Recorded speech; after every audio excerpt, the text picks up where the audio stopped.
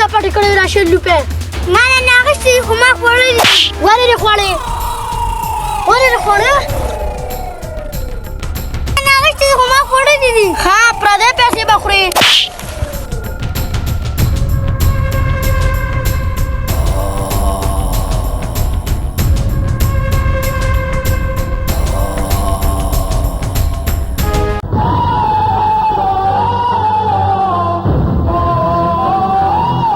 الله دا خو مې اعتراض وي او ما په سر مات کو.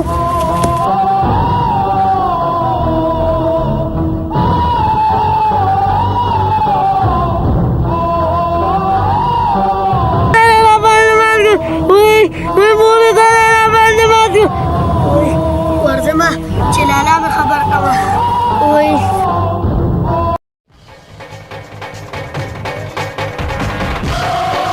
لالا ول احمدیا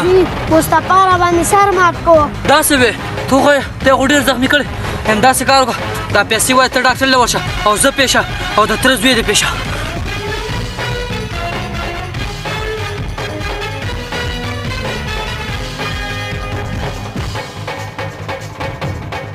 واقعي ده چې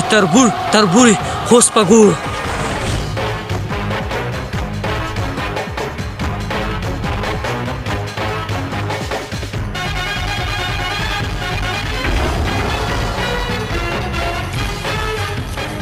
لکه مصطفی ولی بابا په احمد جان یې سر مات کو. ظالم دا تاسو کړل اوس خبر ورځم په پټیجا هوا تازه مروغه شوې ده. بابا بس پیر نه شوم په هغه ته مې ولا سر مات کو. کار خو دې رالو کته خو ته راځه چې ورشو.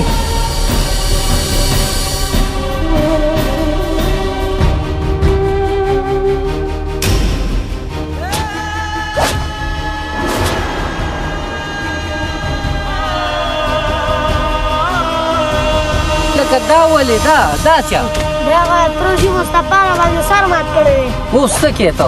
اوس زه روان یم ډاکټر له کاکا له ګور چې هغه ورور مې ورغلی داسې نه چې هغه تره سره مې لاس واچوي یاسین کاکا جیز بسې تللی دی زه ورغلم ځه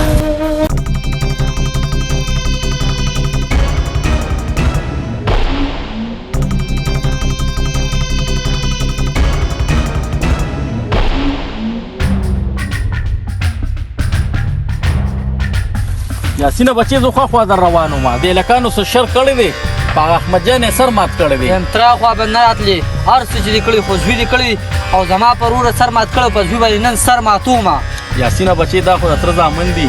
نن یې په هغه سر مات کړه سبا په ده سر مات کړي په دې وړو خبرو دونه تو چتېږه ما تره دا سویم ځل دی چې دې پاسي وم هغه وخې او هغه ته څه وایي نه خو نن یې په سر مات کړی بل ته بیا رانمړ کړي خو نن به په زوی سر ماتوم یاسینه بچې پرېږده تره نن ستا خاطر هم نه کوم پرېږده لکه دا څه کې وایي لیونې شوي ماما مازغه دې خراب دي ښه څه کې په پلار لاس وچتې ته ماما وایم دا مې تره دی خو تره دی زوی مې زما پر ور سر مات کړی هغه نیکبخته ماشوم دی ناپوهه دی نه پوهېږي نو ته خو پوهېږې که نه او دا څوک دی دا خو ستا تره دی ماما تره مې دی خو دې ته ما څو پیري چې زوی دې پیکه نه پیري دا زوی ماشومان پلاران ورته نه وایي چې ته دې دا خښته اوچته که په ده باندې دا سر ووه دا ماشومان په خپله ته به ورته یو کار مه کوه دوی یې کوي دا خو ستا پلار په ځای دی بچې شابه ما پیتې وغواړه تره دی تره ما معاف کړه خو زوی دې پیکه چې بادیګر داسې نه کوي یاسینه بچې واړه دي د وړو په سر څوک دونه نه اوچتېږي ها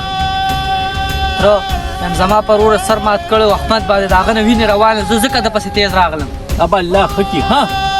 صحیح ده بدرونو تاسو ته ویم په وړو خبرو باندې ټوپک ته لاس کویم د خدای نه ویریږئ او لږ د صبر نه کار واخلئ ای پښتنو تاسو ته ویم په دې وړو خبرو باندې جنګونه مه کوئ لږ د سوچ نه کار واخلئ او لږ صبر وکړئ